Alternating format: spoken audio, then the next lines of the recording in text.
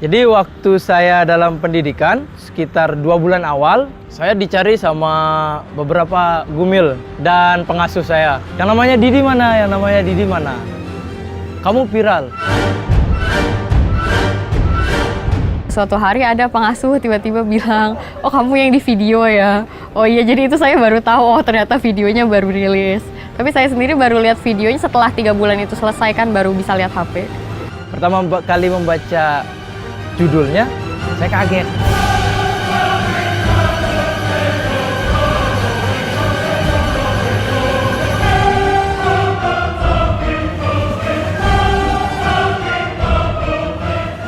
Saya membahasakan mukjizat karena ini benar-benar luar biasa lah.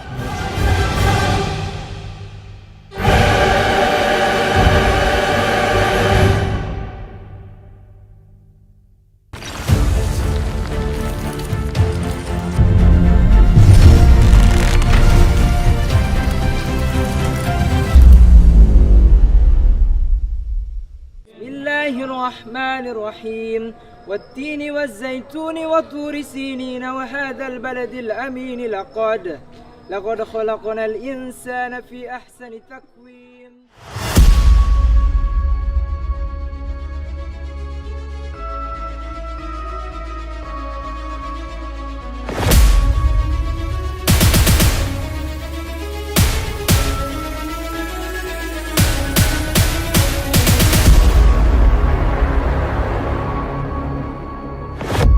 Jadi waktu saya dalam pendidikan, sekitar 2 bulan awal, saya dicari sama beberapa gumil dan pengasuh saya.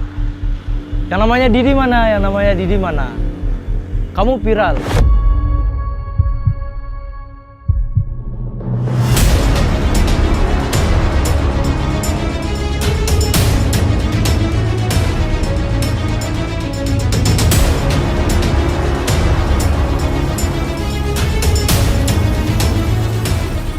Pertama kali membaca judulnya, saya kaget.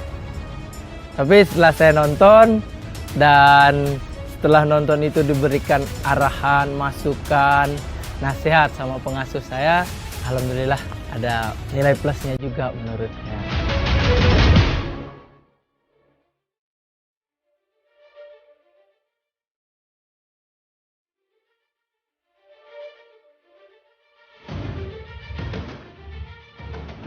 Dalam video itu ada gambar peristiwa Pandow ya. Dinyatakan bahwa kamu tidak lulus. Panglima rupanya punya kebijakan sendiri terhadap itu. Apa yang kamu lihat dari situ? Dari yang saya lihat sih memang menurut saya kebijakan Panglima sudah tepat ya, karena kan militer kan banyak ya bagiannya. Jadi kita tidak hanya membutuhkan yang kuat dari fisik saja, kita juga membutuhkan untuk yang dari segi keilmuan saya juga kan sangat dibutuhkan, dan saya memiliki pengalaman di bagian kedokteran juga, di bagian penelitian juga. Jadi saya sebagai pendukung seperti itu. Jadi walaupun secara fisik saya tidak memenuhi, tapi saya bisa mendukung para garis depan tersebut.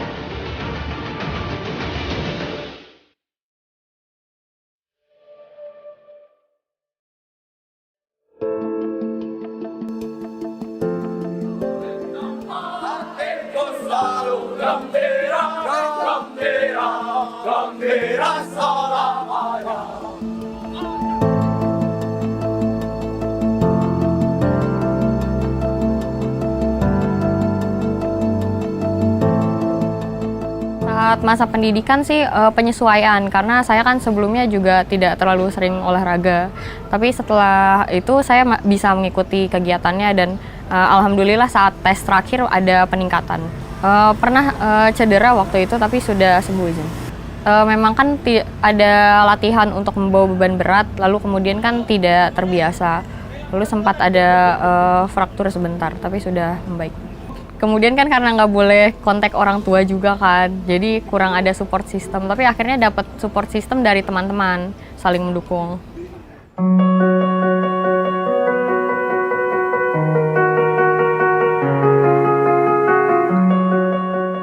Apor, kasih siap, makan siap. Majukan, stop.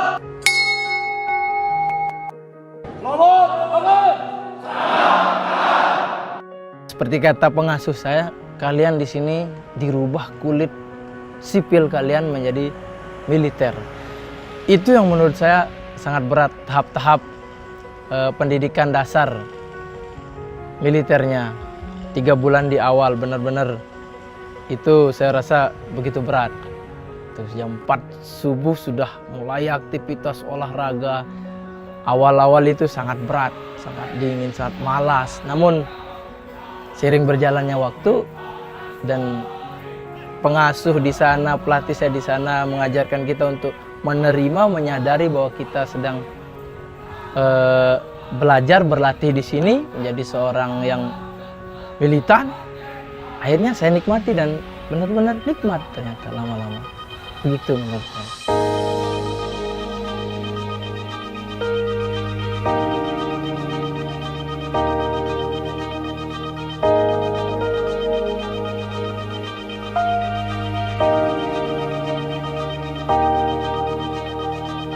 Seperti katanya Gumil saya bahwa sebenarnya beberapa menit dalam kehidupan kita itu bisa menentukan arah kehidupan kita.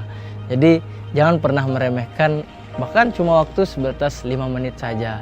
Kita tidak pernah tahu bagaimana arah hidup kita seterusnya. Seperti contohnya ketika saya melihat HP sebenarnya, waktu itu sore hari saya melihat HP, saya baca-baca berita, terlintas pembukaan penerimaan PPK, dan saya benar-benar tidak tahu apa itu PPK ini. Sampai saya membukanya, sampai saya melihat untuk pendidikan, lokasi pendidikan yang dibutuhkan, dan di sana kebetulan ada radiologi. Saya mencobanya dan saat mencobanya pun saya benar-benar tidak tahu sebenarnya. Seiring berjalan waktu, ternyata seperti ini.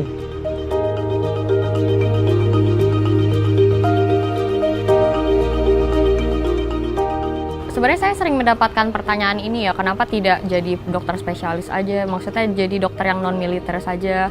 Nah, saya tidak merasa dengan menjadi militer itu membatasi karir saya. Justru dengan menjadi dokter militer itu bisa memperluas, bisa menambah pengalaman. Karena kan dengan menjadi dokter militer kan ditempatkan di mana saja.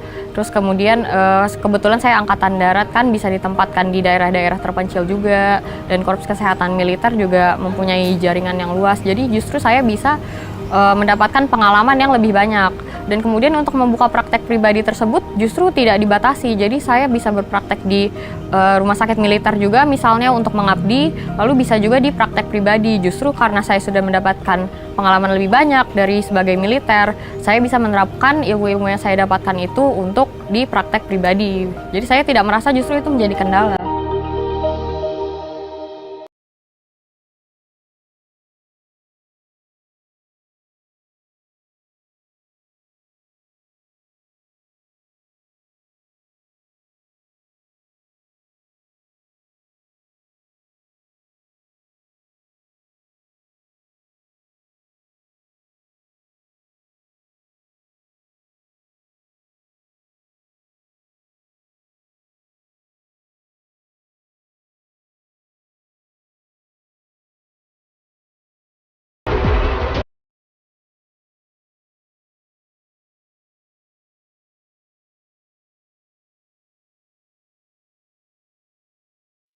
Mengenai kebijakan Panglima untuk meloloskan saya, itu yang tidak nanti saya syukuri. Memberikan kesempatan untuk saya untuk merubah jalur hidup saya sehingga menjadi seperti saat ini, meninggalkan kehidupan yang dulu, pesan-pesan beliau, dan itu yang salah satu yang saya syukuri. Menurut saya ini adalah sebuah mukjizat menurut saya. Rezeki yang luar biasa saya terima.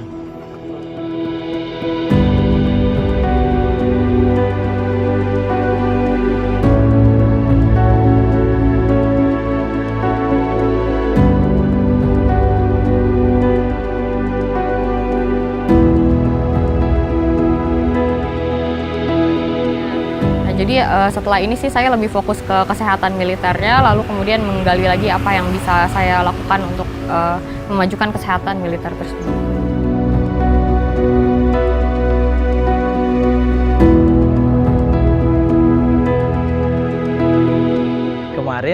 setelah Lebaran dapat cuti sekitar 8 hari kalau nggak salah. Itu saya gunakan kesempatan untuk balik kampung. Pertama saya datang ke rumah itu siang hari, dan ketika saya masuk ke rumah ibu saya baru selesai sholat zuhur dan ibu menangis. Beliau masih belum percaya bahwa anaknya menjadi seorang perwira TNI, yang dia tidak pernah menduga juga saya akan menjadi seperti ini begitu. Dan bahkan saya sendiri pun tidak pernah menduga saya akan menjadi seperti ini.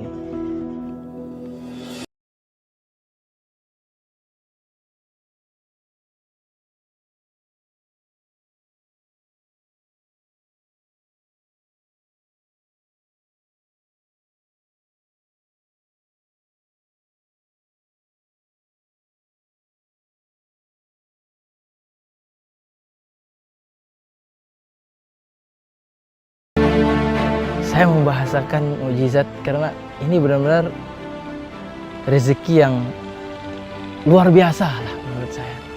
Jadi kalau saya bilang sebatas rezeki mungkin tidak cukup untuk mewakili apa yang saya dapatkan itu, sehingga saya membuatnya.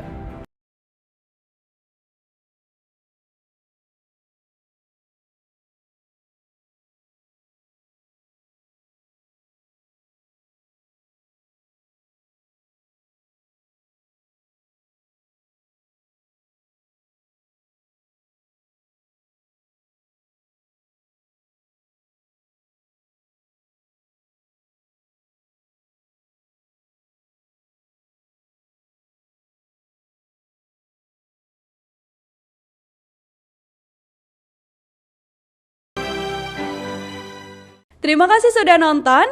Jangan lupa like, subscribe, dan share ya.